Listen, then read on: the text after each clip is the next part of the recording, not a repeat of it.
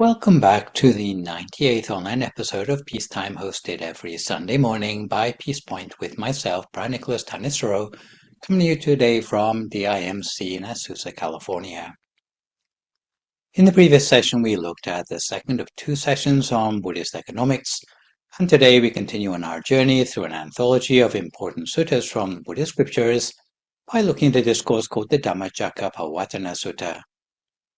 And I estimate today's session will run to about an hour and 10 minutes with a 30-minute break halfway through for some meditation.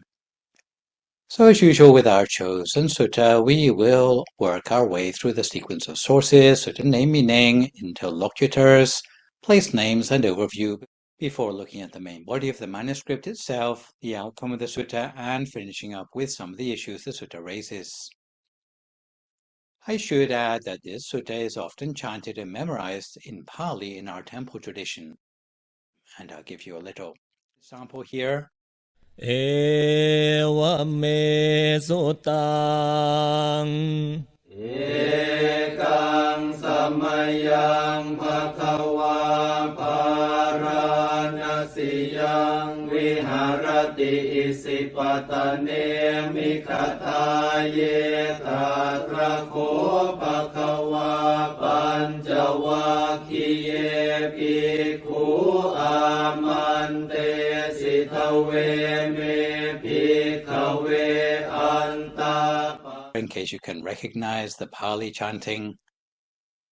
So we have more than the usual degree of familiarity with the content of the original language, if perhaps not so much with its meaning. So hopefully we can redress something of this situation today. So the Dhammacakkapavattana Sutta we'll be studying in today's session comes from the 5th volume of the Samyutta Nikaya, specifically the Satya Samyutta of the Mahāvākka. It is therefore referenced in Western scholarship as S5 420 or SN 56.11. Today, the translation manuscript I'll make use of is Bhikkhu Bodhi's the year 2000 Wisdom Publications edition version of the Connected Discourses of the Buddha. For commentary today, I'll be able to draw heavily on the Venerable Tetsitacho's book, The Buddha's First Teaching, which I translated to English back in 2002. The Venerable Tetsitacho's book is based largely on an 800-year-old commentary on the sutta called the Sarata Samuccaya. So, the name of the sutta we are studying today is the Dhammacakkapavattana Sutta, which literally means the discourse on the setting in motion of the wheel of the Dharma. The Dharma wheel, especially with 8 spokes representing the Eightfold Path, is considered to be a universal symbol of Buddhism and has the dubious honor of even recently becoming a standard emoji. The teaching of the Buddha is compared to a royal chariot of Dharma, which the Buddha would use to transport the beings of the world out of the cycle of existence, or vata samsara, to the eternal safety of nirvana, with the Buddha himself at the reins. One indispensable component of such a chariot would of course be its wheels, or jakka. So, as the chariot was a Dhamma chariot, then the wheels would be Dhamma wheels, or Dhammacakka, which is the name of this sutta. Any wheel has 3 important components: the hub, the spokes, and the rim. The Dhammacakka was also composed of these 3 components, and the Buddha compared the hub to the 37 factors of enlightenment known in Pali as the Bodhipakkhiya. The spokes were compared to the 12 links of dependent origination known in Pali as Paticca Samuppada, and the rim was compared to the 4 Noble Truths. For as long as the components are separate, they could not be called a wheel. It's just like a skilled wheelwright. The Buddha has assembled the components to make a strong wheel ready to roll. The Pavattana suffix to the name refers to the setting in motion of the wheel, in reference to the precedent that by this sutta that it was the first teaching that the Buddha gave to the public. The Buddha, by giving this sermon, produced a Dhammacakka and set it turning towards ultimate liberation. So turning now to interlocutors, there are 6 people directly involved in the sutta: the Buddha, who in this translation is called by his epithet, the Blessed One, and his audience of 5 ascetics known collectively as the Group of 5 or the Panchavakkiya. In fact, this group consists of his 5 former friends, namely Kondañña, Patiya, Wapa, Mahanama, and Asaji. Later, after his attainment of stream entry, Kondañña becomes known as Anya Kondañña, literally Kondañña who knows. In fact, this group of 5 were seasoned meditators who had practiced renunciation and self-mortification alongside the Buddha himself for 6 years, so the teaching is aimed at an advanced audience. Some people assume that because the Dhammacakkapavattana Sutta is the Buddha's first teaching, it ought to be a simple one, but this is not the case, because it starts at the level of understanding of high-level meditators who are the Buddha's audience. In terms of the location, the teaching was given at Isipatana Deer Park, close by the town of Benares, or Varanasi, which was within walking distance of the place in northeast India at Bodh Gaya, where the Buddha had become enlightened. In the present day, this place is known as Sarnath Deer Park. Asian people pronounce it Saranath. In the present day, it is known as Sarnath Deer Park and is located 6 miles northeast of Benares. It was nominated by UNESCO as a Site of Outstanding Universal Value to Cultural Heritage in 1998, especially the Dhammic Stupa, which you can see in the slide, and the Asokan Pillar. It is one among the 4 holy sites of Buddhism mentioned by the Buddha in the Parinibbana Sutta as a place where, if Buddhists were to make a pilgrimage with faith in their hearts, they would go to heaven after passing away. So the sutta starts by instructing how to avoid the 2 extremes of practice and identifies the middle way between the 2 extremes as the Eightfold Path. The Buddha then outlines in summary the 4 noble truths of the noble truth of suffering, the noble truth of the origin of suffering, the noble truth of the cessation of suffering, and the noble truth of the path to the cessation of suffering. The Buddha then explains how each of these 4 noble truths should be contemplated in 3 phases to give a total of 12 aspects. The sutta finishes by setting down the outcomes of the teaching for the immediate audience and for those in the celestial realms. So something of the backstory after the enlightenment which transformed Siddhartha Gautama into the Buddha. Beneath the Bodhi tree on the banks of the river Naranjara, in Bodh Gaya on the full moon night of the 6th lunar month of Visakha, the Buddha sat further to absorb the bliss of his enlightenment and further to consider the Dhamma which he had learned for a period of another 7 days before finishing his meditation. The Buddha then spent a further 6 weeks under various trees reflecting on how to share the enlightenment experience with others. Eventually the Buddha decided that the group of 5, or Panchabhakya, were the most likely to understand his teaching, and traveled to Sarnath to teach them there. Initially, the group of 5 had planned to snub the Buddha for abandoning them and their self-mortification practice in favor of moderate eating and internalized meditation. But when they saw him face to face, they forgot their pact and listened to him because he claimed to have reached enlightenment, something that they had never before heard him claim. Traditionally, the Dhammacakkapavattana Sutta was given on a Salha Puja day, which is the full moon day of the 8th lunar month, falling in around July, an anniversary which is still celebrated by Buddhists around the world to this day. So continuing in the manuscript to paragraph 2, we can see the Buddha addressed the group of 5 with the words, "O bhikkhus, monks who wish to overcome suffering, must strictly avoid the 2 extremes of practice, namely, the pursuit of sensual indulgence and the pursuit of self-mortification." The Buddha stipulates these 2 paths of practice are unprofitable and might even be harmful. The Buddha is able to explain the dangers of these extreme paths because he himself had experimented with both paths of practice, namely the years spent in the royal palace, which were pure pursuit of sensual indulgence, and 6 years after renouncing the palace, spent in the practice of self-mortification. Finally, he rejected these 2 extremes, and his time spent underneath the Bodhi tree, he followed a 3rd way, which he called the middle way between these 2 extremes.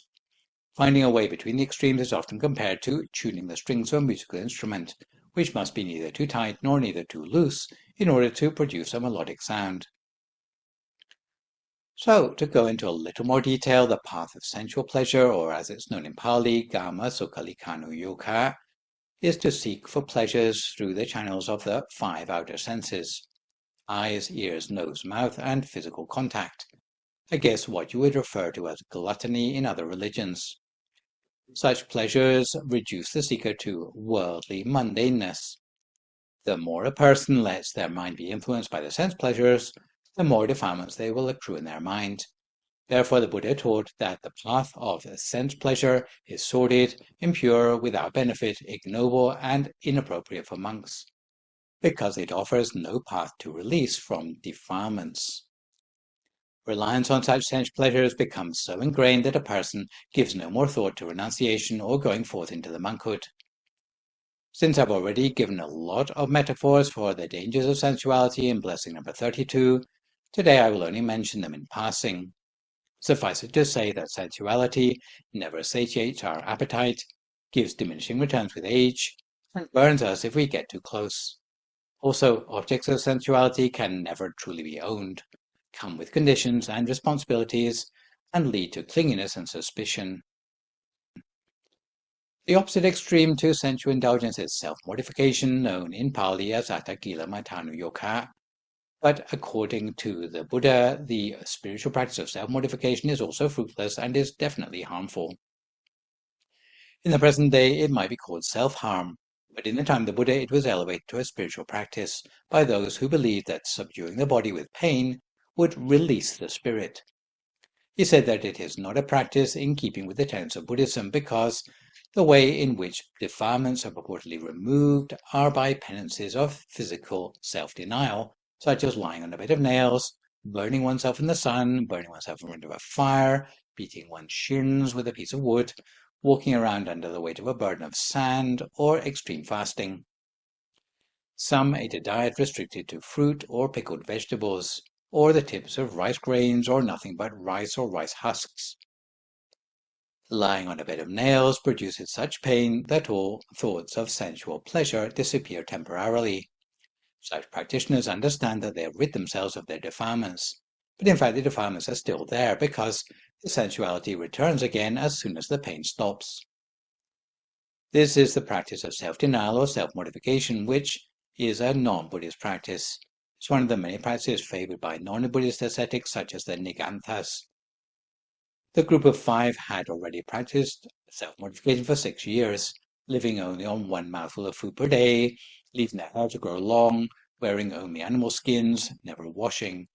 All these non-Buddhist practices only increase one's suffering and cannot be considered a path to the end of suffering. Commentorial metaphors for the harm of self-mortification compare it to sweetened poison, stale excrement mistaken for medicine, jumping into a fire, or a grasshopper jumping into a fire. A vengeful ogre which follows one everywhere with a vow to kill one at the first opportunity, a poisonous snake mistaken for a rope, jumping over a cliff, or trusting an enemy. It is for all these reasons that the Buddha taught that self-mortification is to be avoided, because it's unwholesome, ignoble, and unsuitable for monks subscribing to Buddhism to practice or to associate with. Turning to paragraph 3, what the Buddha advocates in place of the extremes of sensual indulgence or self-mortification was the middle way, known in Pali as the Majjhima Patipata. It is the path of practice that is conducive to taming the mind, supreme knowledge, virtuous knowledge, the extinguishing of craving, and for liberation from defilements. It is the practice of the noble ones. The Buddha advocated practice of the middle way according to the Noble Eightfold Path, known in Pali as Ariyo Atangiko Makho, namely right view, Samma Ditti, right intention, Samma Sankappa, right speech, Samma Vaja, right action, Samma Gammanta, right livelihood, Samma Ajiva, right effort, Samma Vayama, right mindfulness, Samma Sati, and right concentration, Samma Samadhi.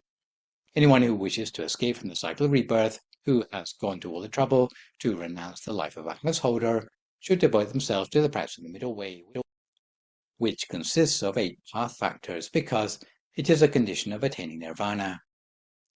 As shown in the slide, the Eightfold Path is cyclical in nature, effectively a spiral like a vinyl record that zeroes in on the still or enlightened mind at the center, from the basic level of the outside to the transcendental level of the inside. And as I mentioned in Blessing 33, at the basic level, right view would mean confidence in the logic of karma and the refuge of the triple gem, as well as overcoming 10 sorts of false view. Right intention would mean intending to break free from the influence of sense desire, vengefulness, and aggression by being generous, keeping 5 precepts, and meditating. Right speech would mean avoiding lies, divisive speech, harsh speech, and idle chatter. Right action would mean refraining from killing or cruelty towards living beings, stealing, and sexual relations outside marriage, as well as generally doing things by the rules. Right livelihood would mean refraining from earning one's living by selling weapons, slaves, animals to the slaughterhouse, alcohol, drugs, poison, or other forms of exploitation, fixing weights and measures for use in business or otherwise misleading customers. Right effort would mean not succumbing to unwholesome habits which you never did before, overcoming any unwholesome habits which you already possess, developing good habits you never had before, and maintaining the good habits you already have. Right mindfulness would mean keeping our mind on wholesome thoughts without distraction, especially by practicing meditation until attaining one-pointedness of mind. Right concentration would mean entering upon the mental absorptions. At the higher levels, a right view would mean a fiercely accurate understanding of life in the world, untainted by defilements, based on thorough understanding of the Four Noble Truths, namely insight into the clinging of the 5 aggregates. Right intention would mean release from the 3 types of wrong preoccupation, or akusala vitaka, and bias or agati. Right speech would mean unless what one says is skillful speech, one would prefer to maintain noble silence. Right action would mean practice for the removal of every last trace of ignorance and craving. Right livelihood would mean earning one's living in a compassionate way. Right effort would mean dedicating ourselves actively to the attainment of nirvana. Right mindfulness would mean cultivating the 4 foundations of mindfulness. Right concentration would mean seeing and knowing the 4 Noble Truths and the 3 universal characteristics of the 5 aggregates until casting off the defilements, attaining cessation of suffering, and entering upon nirvana. Commentarial metaphors for the benefits of the middle way include the righteous emperor, because the Noble Eightfold Path is a supreme and noble practice, a wide ocean into which all the rivers must flow, a palace spire, a jewel on top of all the other virtuous teachings of the Buddha, a wish-fulfilling jewel of 8 facets, and a chariot of the Dharma which transports the practitioner to nirvana. So, moving on to paragraph 4, we come to the Buddha's explanation of the 4 Noble Truths, which are the context for practice of the middle way, showing how it is the medicine that cures the disease of suffering. So the Buddha continues with the noble truth of the origin of suffering before continuing with the noble truth of cessation of suffering and the noble Eightfold Path. The noble truth of suffering, or in Pali, dukkha ariya satya, is justified by his explanation that the physical body is the crossroads for suffering and a storehouse of unwholesomeness. So suffering is in the form of the inevitable and mitigable forms, the details of which you can see on the slide, but for which you would need to revisit Blessing 33 if you want further elaboration. With paragraph 5, we come to the noble truth of the origin of suffering, or in Pali, dukkha samudaya ariya satya. Here the Buddha points to 3 types of craving: craving for sense pleasures, craving to be something, and craving not to be something. Actually, the translation is slightly misleading because, in effect, they refer to craving for each of the 3 planes of existence: the plane of the senses, the plane of the form realms, and the plane of the formless realms, all of which must be relinquished in order to reach nirvana, or cessation of suffering. So coming to paragraph 6, we see the Buddha explains the noble truth of the cessation of suffering, or in Pali, dukkha nirodha ariya satya, as it is the remainderless fading away and cessation of all forms of craving, the giving up and relinquishing of it, freedom from it, non-reliance on it. Moving on to paragraph 7, the Buddha explains the noble truth of the path to the cessation of suffering, or in Pali, Dukkha Nirodha Gamini Arya Satya, which is, of course, the middle way or the Noble Eightfold Path, which is a repeat of the 8 path factors that we have already mentioned. At the end of this paragraph, we can see the refrain of things arising in the Buddhist mind to accompany this new knowledge, that shows that this was not just intellectual understanding, but was accompanied by several other experiences within the mind: vision, knowing, wisdom, true knowledge, and light. So before we continue with the remainder of the sutta, perhaps it's a good juncture to avail ourselves of some vision, knowing, wisdom, true knowledge, and inner light for ourselves by taking a break halfway and settling ourselves for 30 minutes of meditation, which today is a live track recorded back in March 2022, entitled Pathway to the Utmost Purity of Mind. If at this time you would like to find a comfortable sitting position for yourself as you listen to my guidance.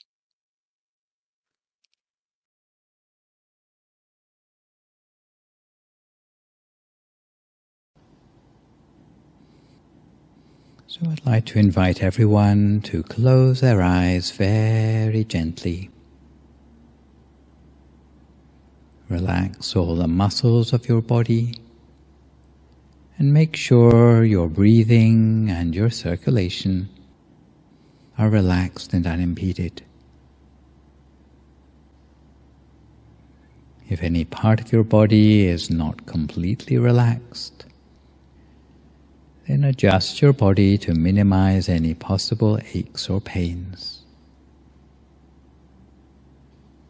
Try to find a position for yourself by which you feel alert and yet relaxed.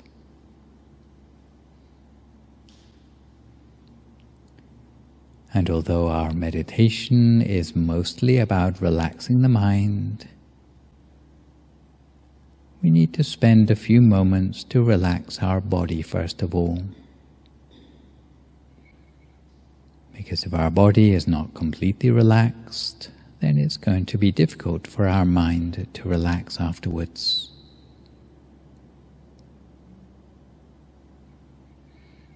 So we start by relaxing the muscles of our forehead,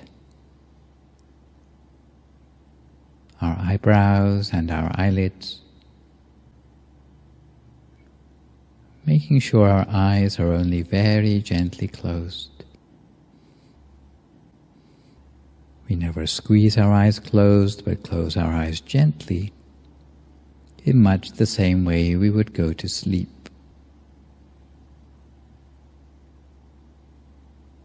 From there we relax the muscles of our face, our neck. We can relax both shoulders, both arms, down to the tips of our fingers.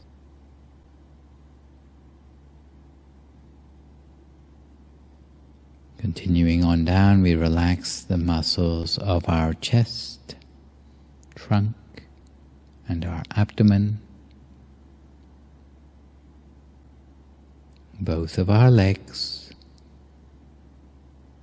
right the way down to the tips of our toes, so that all the way from the top of our head, right the way down to the tips of our toes, is completely free of any stress or tension. But if we notice any tension still remaining in our body, then we do our best to relax it as far as possible, until we're left with the feeling as if our body seems to have melted away into the atmosphere around us,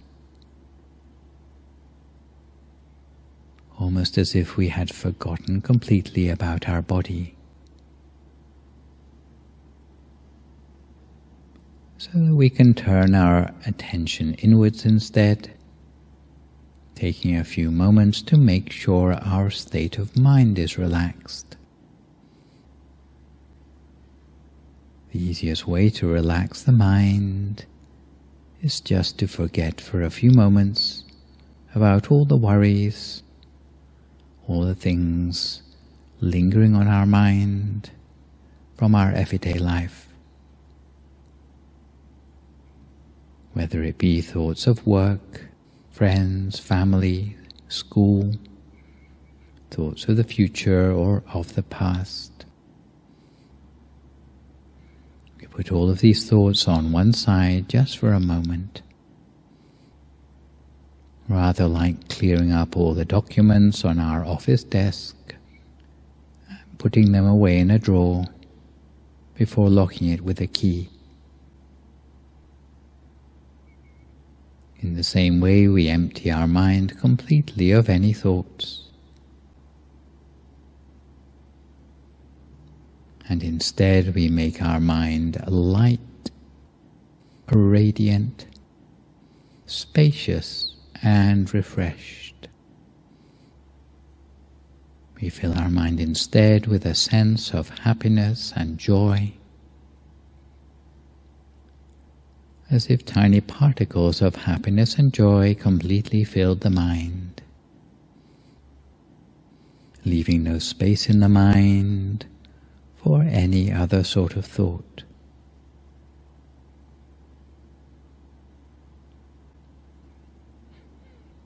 And when we feel relaxed and refreshed, both in body and in mind,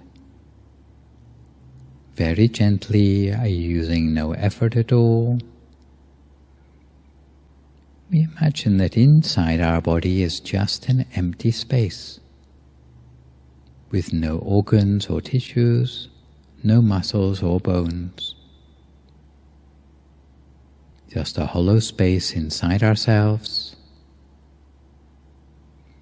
Or if you like, you can imagine that your whole body has been transformed to be like a bubble, with the thinnest of transparent skin and hollow on the inside. Again, with no organs or tissues, no muscles or bones. Now very gently and very slowly, at a point in the middle of our body, we remember back to that picture of the bright, shining sun, which we saw a few moments ago. Maybe yellow or white in color, red or gold, doesn't really matter. And if you can't think of the sun, then think of any other round, bright object which you find easiest to imagine. The important thing is to imagine that object as continuously as you can, for as long as you can, with a very gentle attention. Sometimes we overlook the importance of the word gentle, but often there's a temptation to use too much force when we come to meditate. So we need to be constantly reminded of how gentle we need to be. Some people do the mental equivalent of staring within themselves, which requires using force in their meditation, thinking it's going to help them get better results. But in fact, it only prevents the meditation from progressing. Instead, we need to be as gentle as possible, very light in the way we place our attention at the center of the body. If we find our mind wanders anywhere else, as soon as we realize, we just bring our mind back again to the center of the body as before. If your bright object disappears, you can always think of a new one. But if the object changes in size, shape, color or form, we simply continue to observe at its center, always observing at the brightest spot in the center of the object. And before long we'll start to find that the object will evolve and transform of its own accord, changing to become an object which is more perfect inside us, such as a bright crystal sphere, like a crystal ball, inside ourselves. In the beginning, for those who are not used to meditation, the mind will be of a nature to wander rather a lot. The sounds around us, the sensations in our body or thoughts in our head may distract us. But our job as a meditator, if our mind should wander, is simply to bring our mind back again to the center each and every time, however many times it takes for our mind to settle at the center. In the beginning, the object which we can observe in our center will not be very distinct. It may seem rather lifeless and may be as if it's flat and dull. For others it may be as if we can see only a part of the object. But later, as the mind becomes more settled in the center, the object will become more lifelike. We'll be able to see the whole of the object, as if we were seeing it in 3 dimensions. And the feeling that accompanies observing that object will be different from before. There'll be a sense of joy that arises whenever we're able to see the object. A feeling of joy that will help us to keep the mind on the object the whole of the time. Because if our mind wanders away, then the sense of joy will disappear. We keep our mind always at the center of whatever we see, and what we find is that the object will become gradually clearer, softer, and it may become an object that's not the same as the one which we started out with, because it will be an object which arises spontaneously. Whatever form it takes, we continue to observe at its center, and the object will continue in its journey of transformation to an object which is of a form that we can expand or contract at will. And eventually it will become an object which is so clear and so bright that we know it's something different to what we have experienced before. Often bright, sparkling like a diamond, brighter even than the midday sun,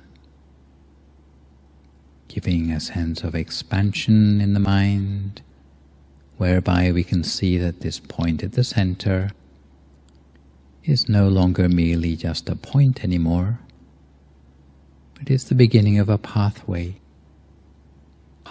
like a bright tunnel, which seems to lead ever downwards inside us, and this may or may not have a stream of crystal spheres inside it.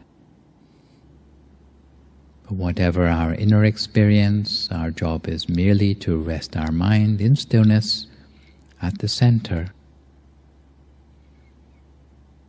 As soon as our mind is sufficiently subtle, the mind will go deeper inside, deeper to draw upon all the knowledge, all the intuition that is hidden beneath the surface of the mind, along an axis which will eventually lead us all the way to the utmost purity and clarity of the mind as we go. So now, for a few more moments in silence, we cultivate the mind in stillness at the center, with or without a bright object, or simply observing what is already there to be seen. Each to their own practice in silence now for a few more moments, until we come to the appropriate time.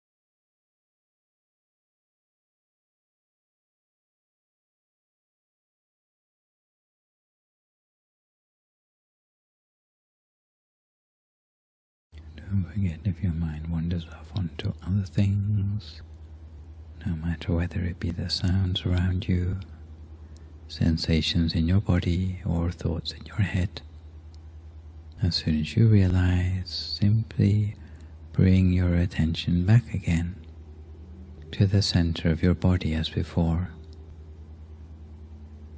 Always keep your mind at the center of whatever the inner experience is inside. If it wanders away, we can bring it back.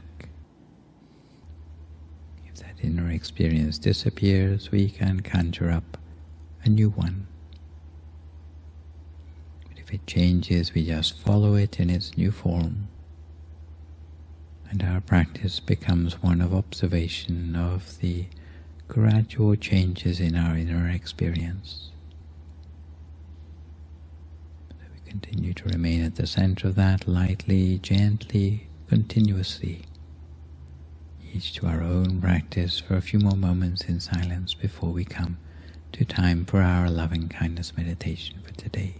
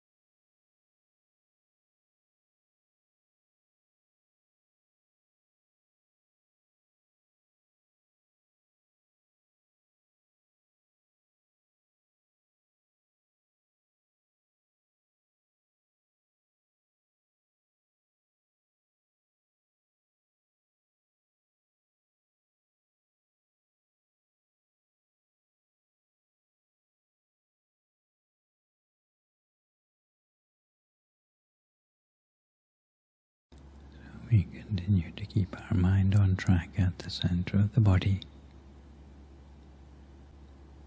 the whole of the time, always at a standstill, at the center of whatever inner experience we have built up for ourselves in our meditation so far. For some people, the inner experience arising from the meditation will be rather like a sense of inner brightness, or perhaps like a pinpoint of light at the center of the body. For others, it may be more like a feeling of warmth or well-being at the center of the body, or perhaps inner images, large or small, centered around the middle of ourselves. But whatever sort of inner experience we've built up for ourselves, we touch very gently with our attention at the center of that experience,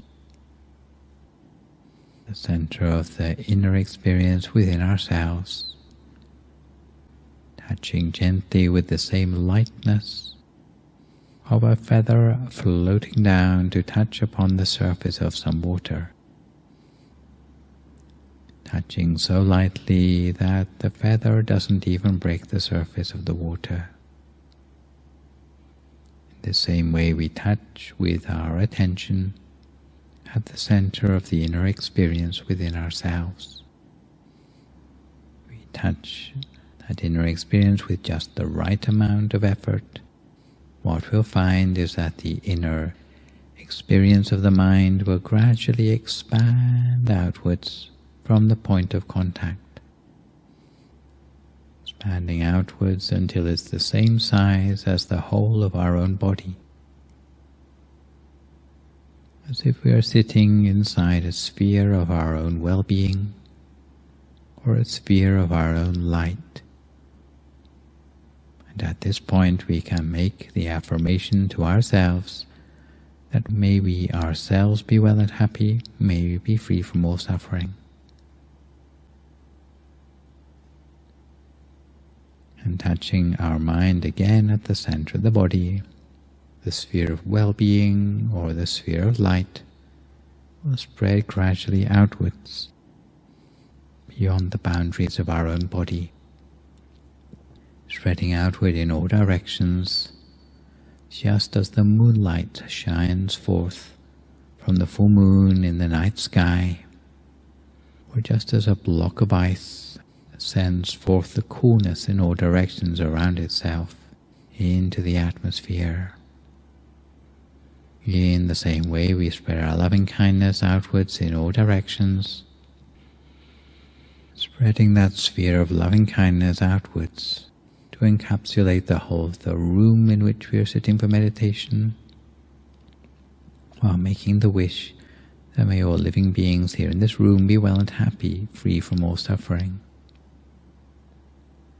We spread our loving kindness further outwards still, outwards from the center of our body to encapsulate the whole of the building in which we are sitting for meditation. Again, with the wish that may all living beings here in the building be well and happy, be free from suffering, live together in peace and harmony. We spread our loving kindness further outwards still, beyond the building, outwards in all directions around us into the neighborhood around us, again with the wish that may all living beings here in the neighborhood be well and happy, free from suffering, live together in peace and harmony. Spreading loving kindness further outwards still to the whole of this city.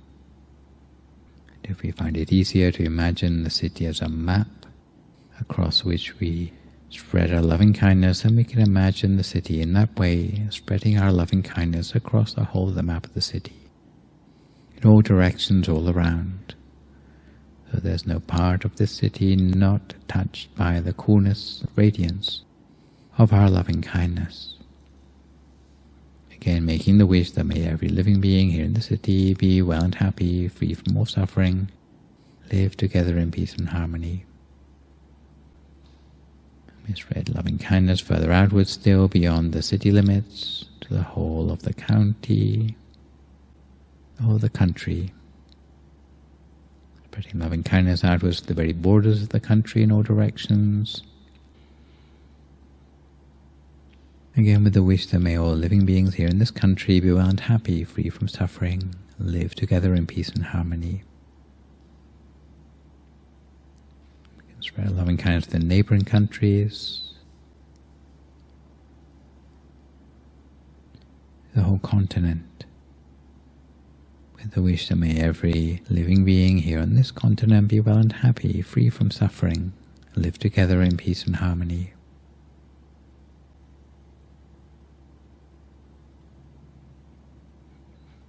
Spreading our loving kindness further still to every continent of the world, with that same coolness and radiance.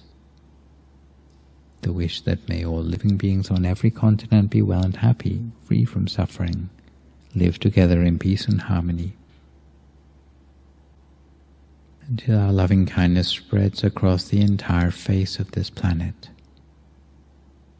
with the wish that every being, whether on the land, in the air or in the sea, be touched by our loving kindness, live together in peace and harmony, that true peace might prevail in our world.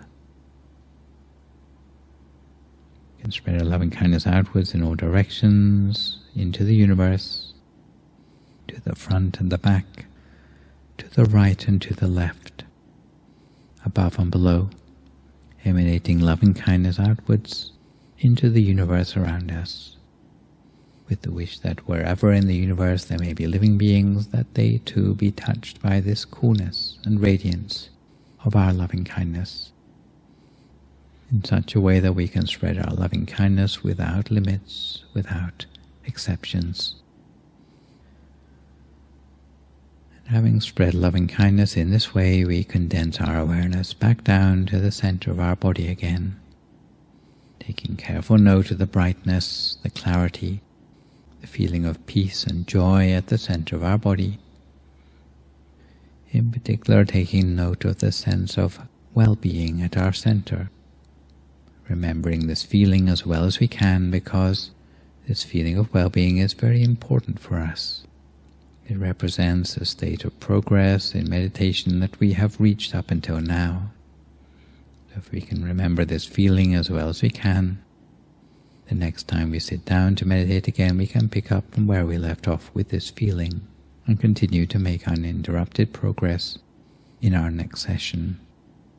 But for now, we continue to meditate for the last few moments of this practice, taking a few moments to note the state of progress in our meditation, remembering the feeling as well as we can for a few more moments in silence.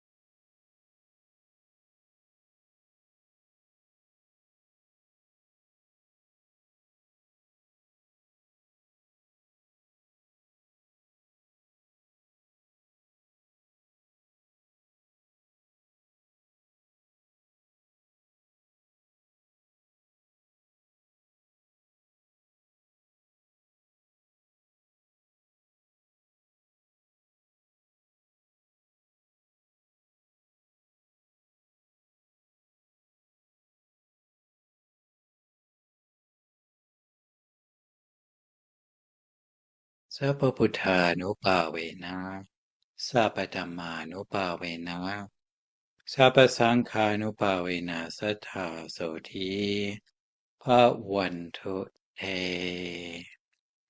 So if you'd like to come to the end of your meditation for today, and you can gradually open your eyes again. If you feel at all uncomfortable, then slowly try changing to a more comfortable position before gradually finishing your practice. So returning gently to our subject matter for today on the Dhammacakkapavattana Sutta, we pick up again with the 3 cycles and the 12 components in the latter half of the teaching. As we see in paragraph 8, the insight gained by the Buddha into the 4 Noble Truths was gained in 3 successive cycles of examination that brings to the practitioner 3 successive forms of knowledge that, for the Noble Truth under examination, this is the truth, this truth is fully to be understood, and this truth has been fully understood. Before this point, it is true, we had already identified the 4 Noble Truths, but our knowledge thus far had been only theoretical, like a to-do list. In fact, for the Arya Satya to work, to attain stream entry like Kondañña, they need to be seen by the practitioner, and not just once, but according to the Dhammacakkapavattana Sutta, 12 times. 3 cycles in 12 characteristics, each time eliciting the 5 co-arising factors with the knowledge. Seeing the Noble Truths is different from seeing other things because the seer is transformed for the better by the act of seeing them. The sight of craving will immediately cause us to relinquish that craving, and having relinquished it, we will recognize the completion of the task. This is equivalent to recognizing this is the medicine while automatically realizing this medicine should be taken and eventually recognizing this medicine has now been taken successfully. So to make some sense of this, perhaps in terms of the system of inner bodies or with the great habit of Wapaknam, this task at this level is for the body of enlightenment of the meditator to use the Buddha eye to see the Noble Truths in each one of their inner bodies. For each body there are 3 stages or cycles of examination, where Satchayana means seeing the existence of the Noble Truth in that body, where Kiccayana means seeing what needs to be done in relation to that Noble Truth in that body, and Katayana means recognizing the completion of the task in relation to the Noble Truth in that body. As there are 4 Noble Truths multiplied together, according to the Dhammacakkapavattana Sutta, we get 12 characteristics. But remember, in that teaching, Kondañña only reached the level of stream enterer. In order to use the Noble Truths to eradicate all defilements from the mind, to reach the same level as the Buddha or the Arahants, although it is the same sequential method, the work needs to be continued, making use of all the Dhamma bodies, eradicating the final 10 subtle defilements or fetters, known in Pali as samyojana, from the mind, and for the details of this you need to look back at Blessing 33. So, turning now to the outcome of the teaching, after the Buddha had clarified the harmfulness of the extremes of sensual indulgence and self-mortification, and advocated following the middle way or the Noble Eightfold Path, the group of 5, especially Kondañña, who was most seasoned in his perfections, was able to become a stream enterer, the first to attain enlightenment under the dispensation of the current Buddha.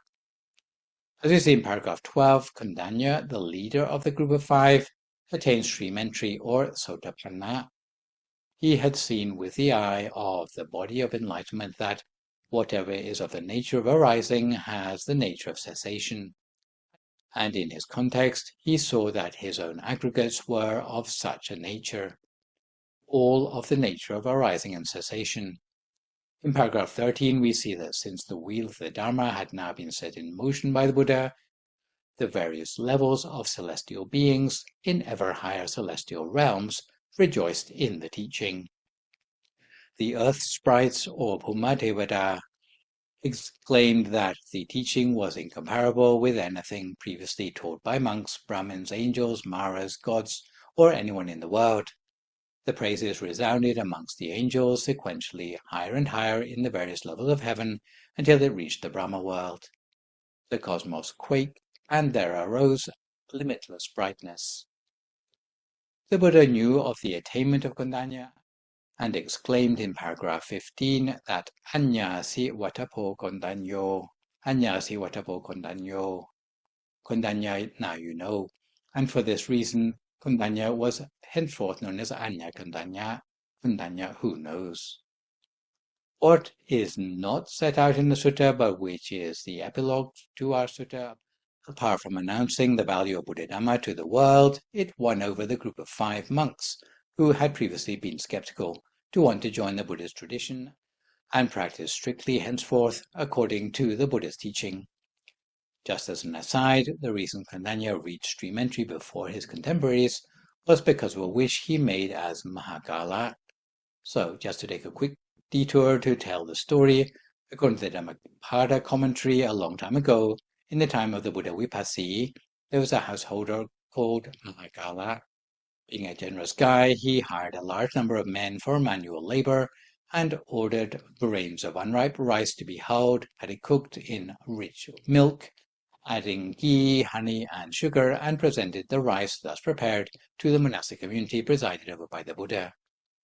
At the conclusion of the meal, the man made the wish, "By virtue of this my gift of first fruits, may I be the first to win the foremost estate of all, namely arahantship." When he went back to his field and looked at it again, he found that the entire field was filled with heads of growing rice, bound together, as it were, in sheaves. At this sight he experienced the 5 kinds of joy. He realized, "I am indeed fortunate," and from that time onwards he offered timely gifts of the first fruits to the Sangha in a similar way at 9 different stages of his harvest: when the rice was in the ear, when the rice was reaped, when it was in the sheaf, when it was in the stack, when it was in the rick, when it was threshed, when it was ground into flour, when it was measured, and when it was put away in the storehouse. In this way he bestowed the first fruits of a single crop 9 times. No matter how much he removed to present as gifts to the monastic community, he was always left with a plentiful harvest. Because he was always the first to give, 91 world cycles later he was fulfilled in his wish to become the first to attain enlightenment under the dispensation of the Buddha Gautama in our own era under the name of Kondañña, who was to attain sainthood before his other 4 colleagues. The other 4 members of the Dhammacakkapavattana were all inspired to faith in the Buddha as a result of the Dhammacakkapavattana Sutta and became dedicated to practice further in earnest according to the Buddha's teaching. Indeed, we find in the scripture of the Anathalakhana Sutta that the remainder of the Panchavakya, together with Kondañña, were to attain arahantship and become the first disciples of the Buddha to attain full enlightenment. So as far as I can discern, there are 4 issues arising from the study of this sutta: Siddhartha's special ability to be awakened to suffering, the compassion of the Buddha to teach others, why the Buddha's teaching was a spiritual breakthrough, and the middle way in the understanding of the great habit of Vapaknam. Firstly, Siddhartha Gautama's witness of suffering was not like regular people. It's important to understand that the vast majority of people live in a world of delusion. Even without touching a drop of alcohol, they tend to be drunk with the apparent perpetuity of life, laboring under the misapprehensions that life will be long and that they will be forever free of illness, and their youth will be eternal. When Prince Siddhartha journeyed outside the palace in his youth, witnessing the 3 so-called angelic emissaries, comprising an old man, a sick man, and a corpse, he did not see these things as others before had seen them. Most people see the signs of receding youth and health and respond with disgust, especially at the sight of the corpse. Siddhartha Gautama's witness of these events was different, however. Confronted by the inevitability of death, Siddhartha Gautama sought an end to suffering. Seeing the 4th of the angelic emissaries, an ascetic, Siddhartha Gautama recognized this path as a way of fighting back against the inevitability of old age, sickness, and death, ultimately inspiring him to renounce the palace in favor of his spiritual quest. Secondly, of note is the special altruism the Buddha exemplified in the teaching of others. Most people, in considering appropriate paths of action in life, have very little more than their own worldly interests at heart. In a family life, an altruistic parent might make sacrifices for the sake of their family, even to the detriment of their own personal interests. Some public figures may forego their own personal interests and those of their family in order to serve the country's interest. Having reached personal enlightenment, Siddhartha Gautama recognized that living beings, including himself, his family, and his subjects, were afflicted by old age, sickness, and death. He considered that others failed even to appreciate the danger of their predicament, let alone to find a way out of it. He realized that if he were not to apply the wisdom arising from enlightenment, there would be no one else to offer an alternative to suffering in his place. Therefore, out of concern not only for his own destiny, not merely for his family, but for all the people of the world ensnared by the cycle of existence, afflicted by old age, sickness, and death, he decided to renounce the world in search of a way to the end of suffering. Knowledge once found, which would lead not only to his own escape from rebirth, but also that of all sentient beings for generations to come. Thirdly comes the issue of why the Buddha's enlightenment can be considered a spiritual breakthrough without precedent. Over the course of countless lifetimes, Siddhartha Gautama had accrued a substantial foundation of meditation. Some of this background is evident by how, during the royal ploughing ceremony at the age of only 7 years, Siddhartha could attain the first absorption without instruction. In previous lifetimes, while still pursuing perfections as a bodhisattva, he had already attained 5 of the 6 mental powers, or abhiññā, in a lifetime as Sumedha, when he received the prophecy of forthcoming Buddhahood.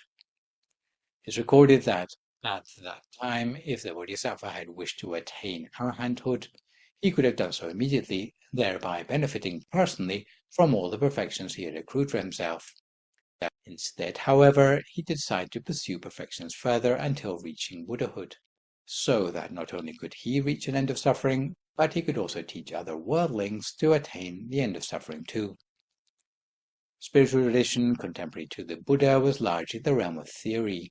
All theories of liberation available before the Buddha's enlightenment dealt entirely with ecstatic meditation or meditation focused outside the body. Then as now, almost all success was attributed to ideas and stratagems. But as a result of countless past lifetimes dedicated to true meditation, Siddhartha Gautama quickly recognized that all the forms of practice available, although advanced, were mere conceptualizing, and could not lead to enlightenment or release from old age, sickness, and death. He realized that theory alone, in the hands of a virtueless person, would be as dangerous as a sword without a scabbard. Theory needs to go hand in hand with inner attainment of virtue to be a viable path to freedom from suffering. It was for this reason that Siddhartha Gautama renounced the palace life in a quest for more than mere concentration, but full-factored meditation and insight, as borne witness by the Majjhima Nikaya's Mahajatari Sutta, which tells us that the sort of meditation the Buddha discovered at his enlightenment was supported by all the other factors of the Noble Eightfold Path, and could therefore be referred to as right meditation or Samma Samadhi. His enlightenment could not be attributed, as assumed by some, to mere reflection or theorizing. Those who assume that the Buddha gained enlightenment spontaneously, like Bahya Darujiriya at the roadside, would be mistaken, because even Bahya Darujiriya's enlightenment can be traced back to the efforts made, staking his life of meditation in previous existences. So the breakthrough of the Buddha was to discover internalized focus in meditation, where meditation was combined with the other factors of the Eightfold Path.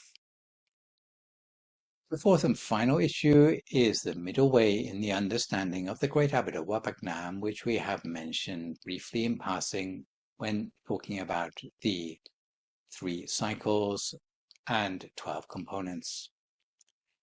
In the Buddha's first sermon to the group of 5 initial disciples, he advocated to steer between the extremes of sensual indulgence and self-mortification in one's practice.